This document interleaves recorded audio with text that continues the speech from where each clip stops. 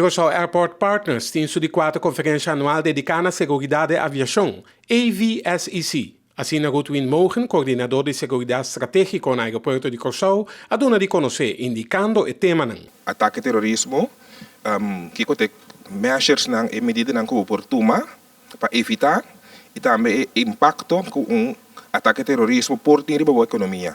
Hoje, nós estamos para que tu riba esse aí, tendo em conta que nós temos aeroporto só.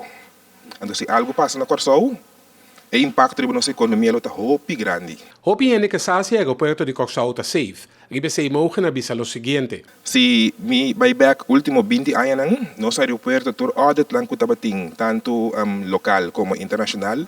Por exemplo, TSA, Transportation Security Administration to Identidad Americano, kutasi audit, nanti polisa.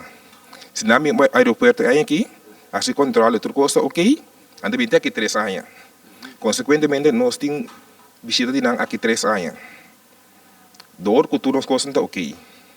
Nós estamos cumprindo a regra de segurança. Mas que o aeroporto de Curaçao está safe e mesmo está melhor preparado. Mes costa conta para todo outro aeroporto do Caribe. Airport não custa caibau de threat level. Terrorista que mira no podrenta via isnang custa caibau de threat level.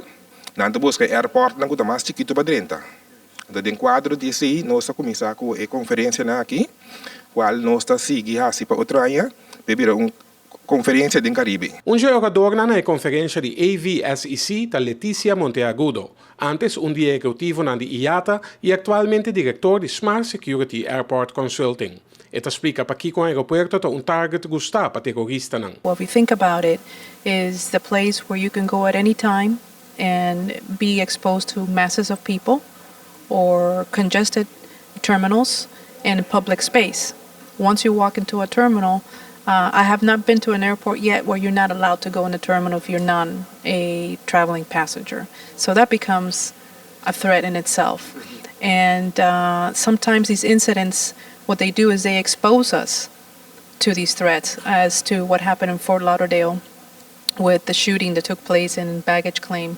Who would have ever imagined that in the baggage claim area such a tragedy would happen? Tem coisa ajeno que passa que alza o risco para aeroporto. If you look at a couple of months ago, there was something in the news, which I'm sure you know, where 10,000 passports were given at an embassy to non-citizens of that country, and that country being very nearby. Where are those travelers traveling to? And why was there a need to give 10,000 passports to of that country to these people? So you question things like that. O aspecto financeiro tem rol grande para determinar a segurança em aeroporto. Nota do país por adquirir equipo moderno para screen e passageiro.